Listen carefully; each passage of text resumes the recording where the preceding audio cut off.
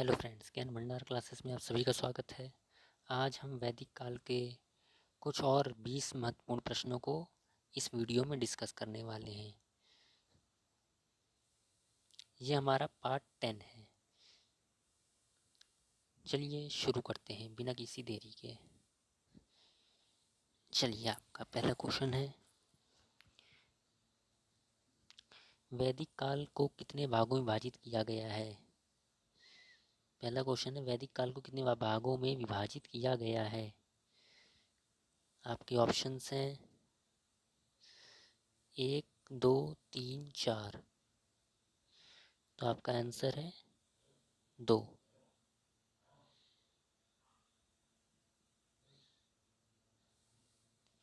ठीक है, आपका आंसर है 2। चलिए, इसके कुछ इंपॉर्टेंट पॉइंट्स देख लेते हैं।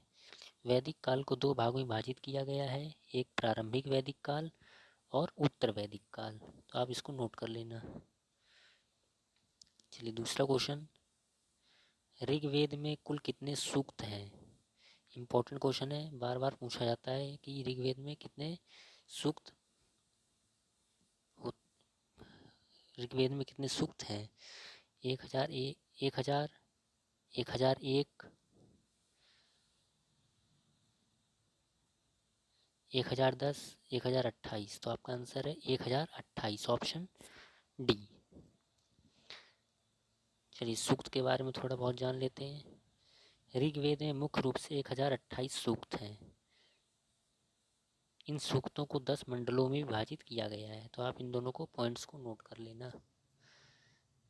चलिए, नेक्स्ट क्वेश्चन देखते हैं। क्वेश्चन नंबर 3, वैदिक काल के मुख्य देवताओं में कौन देवता के राजा कहलाते थे। कौन से देवता को देवताओं का राजा कहा जाता था वैदिक काल में। वरुण, अग्नि, इंद्र या सोम।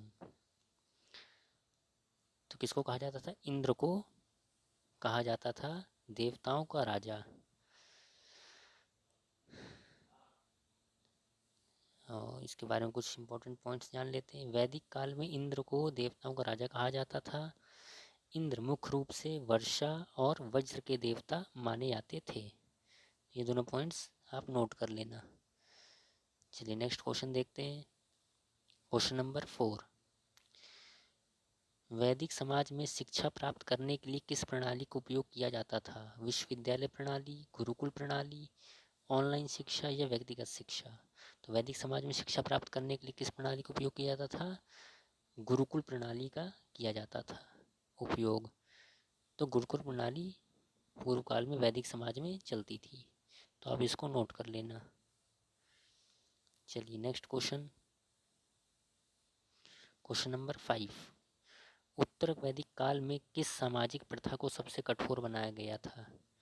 उत्तर वैदिक काल में किस सामाजिक प्रथा को सबसे कठोर बनाया गया था। वर्ण व्यवस्था, कृषि व्यवस्था, परिवार व्यवस्था, व्यापार व्यवस्था। तो किसको सबसे कठोर बनाया गया था, वर्ण व्यवस्था को सबसे कठोर बनाया गया था। आप इसको नोट कर लेना, ऑप्शन ए।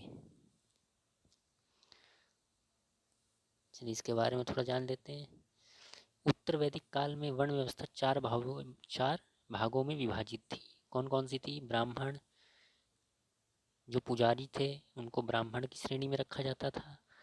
शासक जो थे क्षत्रिय श्रेणी में रखा जाता था। वैश्य, व्यापारी और किसान थे वैश्य। शूद्र जो थे वो सेवक थे। ठीक है, तो आप इनको नोट कर लेना। चलिए, नेक्स्ट क्वेश्चन देखते हैं। क्वेश्चन नंबर 6, देखिए, अगर आपको वीडियो पसंद आ रही है तो आप इसको लाइक, शेयर और अपने दोस्तों को अवश्य शेयर करें। चलिए, क्वेश्चन नंबर 6 देखते हैं। वैदिक काल की प्रमुख नदी कौन सी थी जिसे सबसे पवित्र माना जाता था। सरस्वती, गंगा, नर्मदा, यमुना। तो इसका आंसर है सरस्वती नदी। आप इसको नोट कर लेना। चलिए, इसके बारे में कुछ जान लेते हैं। ऐसा माना जाता है कि सरस्वती नदी के किनारे ही बैठकर ऋषि मुनियों ने वेद की रचना की थी। ऋग्वेद में सरस्वती नदी को सबसे पवित्र नदी माना गया है। ऋग्वेद में इसे नदीतमा, ऋग्वेद में इसे क्या कहा गया है, नदीतमा या नदियों की माता भी कहा जाता है। तो आप इन तीनों पॉइंट्स को नोट कर लेना। चलिए नेक्स्ट क्वेश्चन देखते हैं। सामवेद का मुख्य विषय क्या है? दर्शन, कृषि,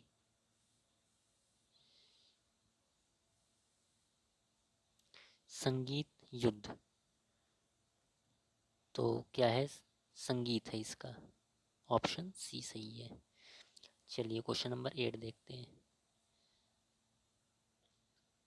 वैदिक काल में सभा और समिति का मुख्य कार्य क्या था? धार्मिक अनुष्ठान करना, प्रशासनिक निर्णय लेना, व्यापार को नियंत्रित करना, सेना का गठन करना। तो इसका आंसर क्या हो जाएगा? प्रशासनिक निर्णय लेना। जो सभा और समिति थी वो क्या करती थी? प्रशासनिक निर्णय लेती थी वैदिक काल में। ये सभा और समिति वाला पूछा गया है, आप इसको इम्पोर्टेंट करके नोट कर लेना। चलिए इसके बारे में थोड़ा सा जान लेते हैं। सभा और समिति क्या थी? सभा और समिति दो अलग अलग संस्थाएं थी जो प्राचीन भारत में राजा को शासन करने में सहायता करती थी। सभा एक छोटी संस्था थी जिसमें गांव के बुजुर्ग जो थे सदस्य शामिल होते थे जो राजा को सलाह दिया करते थे। समिति जो थी ये बड़ी संस्था थी जिसमें आम लोगों के सदस्य शामिल होते थे और राजा के कार्य की ये क्या करते थे? निगरानी किया करते थे। तो आप ये तीनों पॉइंट्स को नोट कर लेना, पूछा जाता है। चलिए नेक्स्ट देखते हैं क्वेश्चन नंबर 9। वैदिक समाज में महिलाओं की स्थिति प्रारंभिक काल में कैसी थी? महिलाओं की स्थिति वैदिक काल में कैसी थी आपको ये बताना है। सम्मानजनक थी, उपेक्षित थी, कठोर थी, नियंत्रक थी। तो इसका आंसर हो जाएगा आपका सम्मानजनक थी। महिलाओं को सम्मान की दृष्टि से देखा जाता था। चलिए क्वेश्चन नंबर 10। अगला क्वेश्चन नंबर 10 देखते हैं। वैदिक काल में गृहपति कौन होते थे? ये इम्पोर्टेंट क्वेश्चन है, ये भी पूछा जाता है एग्जाम में, आप इसको इम्पोर्टेंट लगा लेना। वैदिक काल में गृहपति कौन थे? राजा होते थे, सैनिक होते थे, परिवार का मुखिया होता था या पुजारी होते थे? तो कौन होते थे ये? परिवार का मुखिया को क्या कहा जाता था? वैदिक काल में गृहपति कहा जाता था। चलिए गृहपति के बारे में थोड़ा जान लेते हैं। गृहपति परिवार का पालन पोषण किया करता था। वैदिक काल में जो गृहपति थे वो परिवार का क्या करते थे? पालन पोषण करते थे। गृहपति धार्मिक अनुष्ठानों का आयोजन भी किया करते थे। तो ये दोनों पॉइंट क्या हैं? इंपॉर्टेंट हैं, एग्जाम में बार बार पूछे गए हैं, तो आप इनको नोट कर लेना। चलिए क्वेश्चन नंबर 11। वैदिक काल में सोम क्या था? इम्पोर्टेंट क्वेश्चन है, सोम का पूछा गया है हर बार, तो आप इसको स्टार मार्क करके इम्पोर्टेंट लगा लेना। वैदिक काल में सोम क्या था? एक पौधा था, एक अनाज था, एक देवता थे, या एक हथियार था? तो सोम क्या थे? एक पौधा था। सोम क्या था? एक पौधा। तो आप इसको नोट कर लेना। चलिए इसके बारे में जान लेते हैं थोड़ा। सोम, वैदिक काल में सोम एक पवित्र पौधा था जिसके रस को देवताओं को अर्पित किया जाता था। ठीक है, तो आप इसको नोट कर लेना। चलिए नेक्स्ट क्वेश्चन देखते हैं। महाकाव्यों, महाभारत और रामायण की रचना किस काल में हुई थी? महाकाव्यों में दो महाकाव्य हैं, महाभारत और रामायण की रचना जो थी किस काल में हुई थी बताना आपको। प्रारंभिक वैदिक काल में, उत्तर वैदिक काल में, मौर्य काल में, गुप्त काल में। तो इसकी आंसर क्या हो जाएगा? उत्तर वैदिक काल में हुई थी। इसका आंसर हो जाएगा बी, उत्तर वैदिक काल में हुई थी इसकी रचना। इसके बारे में जान लेते हैं थोड़ा बहुत। चलिए, जो महाभारत की रचना है लगभग 3100 ईसा पूर्व की मानी जाती है, लगभग 31वीं सदी। और जो रामायण की रचना थी ये लगभग 2400 ईसा पूर्व में मानी जाती है। तो आप इन दोनों पॉइंट को नोट कर लेना। चलिए नेक्स्ट क्वेश्चन देखते हैं। किस देवता के लिए ऋग्वेद में पुरंदर शब्द का प्रयोग किया गया है? इम्पोर्टेंट है ये, इसको भी इम्पोर्टेंट आप लगा लेना। पुरंदर शब्द पूछा गया है कि पुरंदर किसे कहा जाता था ऋग्वैदिक काल में, या ऋग्वेद में पुरंदर शब्द का प्रयोग किस देवता के लिए हुआ था? अग्नि के लिए, वरुण के लिए, इंद्र के लिए, सोम के लिए। तो किसके लिए हुआ था? इंद्र के लिए हुआ था, ऑप्शन सी। चलिए क्वेश्चन नंबर 14 देखते हैं। शुल्ब सूत्र किस विषय से संबंधित है? शुल्ब सूत्र किस विषय से संबंधित है, या शुल्ब सूत्र किस विषय से संबंधित पुस्तक है? क्वेश्चन नंबर 14 क्या है? शुल्ब सूत्र किस विषय से संबंधित पुस्तक है? ज्यामिति से संबंधित पुस्तक है, ज्योतिष से संबंधित पुस्तक है, गणित से संबंधित पुस्तक है, खगोल से संबंधित पुस्तक है। तो किससे संबंधित है? ज्यामिति से संबंधित पुस्तक है, ऑप्शन ए, ज्यामिति से संबंधित पुस्तक है। चलिए नेक्स्ट देखते हैं। ये शुल्ब सूत्र के बारे में थोड़ा बहुत पॉइंट्स जान लेते हैं। शुल्ब सूत्र की रचना क्या हुई थी? 1200 ईसा पूर्व से 800 ईसा पूर्व में मानी जाती है, नोट कर लेना। शुल्ब सूत्र में बौधायन का शुल्ब सूत्र सबसे प्राचीन माना जाता है। तो आप दोनों पॉइंट को नोट कर लेना, इंपॉर्टेंट पॉइंट है। चलिए नेक्स्ट क्वेश्चन देखते हैं। क्वेश्चन नंबर 15 है, अस्तोमा सदगमय किस वेद से लिया गया है? अस्तोमा सदगमय किस वेद से लिया गया है? ऋग्वेद, यजुर्वेद, सामवेद, अथर्ववेद।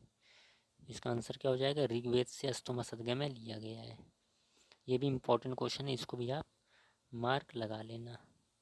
ये सारे पूछे गए हैं प्रीवियस ईयर पेपर्स में, जितने भी अभी तक हुए हैं सारे, कोई भी कम्पिटिटिव एग्ज़ाम में ये सब पूछे जाते हैं। तो आप इनको अच्छे से नोट कर लेना और अच्छे से प्रिपेयर कर लेना। चलिए देखते हैं अगला क्वेश्चन, क्वेश्चन नंबर 16। आर्य भारत में बाहर से आए और सर्वप्रथम कहाँ बसे थे? आर्य जो थे वो भारत में बाहर से आए थे और सर्वप्रथम कहाँ पर निवास किया था उन्होंने? सामा तट में, प्राग ज्योतिष में, पंजाब में, या पांचाल में? तो सर्वप्रथम कहाँ बसे थे? पंजाब में बसे थे। तो आप इसको नोट कर लेना, ऑप्शन सी। चलिए नेक्स्ट क्वेश्चन देखते हैं। क्वेश्चन नंबर 17, वेदों को अपौरुषीय क्यों कहा जाता है? वेदों को अपौरुषीय क्यों कहा जाता है? क्योंकि वेदों की रचना देवताओं द्वारा की गई थी, ऑप्शन बी क्योंकि वेदों की रचना पुरुषों द्वारा की गई थी, ऑप्शन सी क्योंकि वेदों की रचना ऋषियों द्वारा की गई थी। इनमें से कोई नहीं, बताइए। चलिए क्यों कहा जाता है? क्योंकि वेदों की रचना जो थी वो देवताओं के द्वारा की गई थी, इसलिए ये वेदों को अपौरुषीय कहा जाता है। चलिए नेक्स्ट क्वेश्चन देखते हैं। क्वेश्चन नंबर 18 देखते हैं। वैशेषिक दर्शन के प्रतिपादक हैं, वैशेषिक दर्शन के प्रतिपादक हैं कौन है? कपिल हैं, उलूकनाद हैं, अक्षपाद गौतम हैं, पतंजलि हैं। तो वैशेषिक दर्शन के कौन है? उलूकनाद या महर्षि कणाद भी इनको कहा जाता है। ठीक है, ऑप्शन बी, उलूक कणाद। आप इसको नोट कर लेना। वैशेषिक दर्शन के प्रतिपादक कौन है? उलूक कणाद। थोड़ा यहाँ मिस प्रिंट हो गई है, ऑप्शन बी है ये। ठीक है,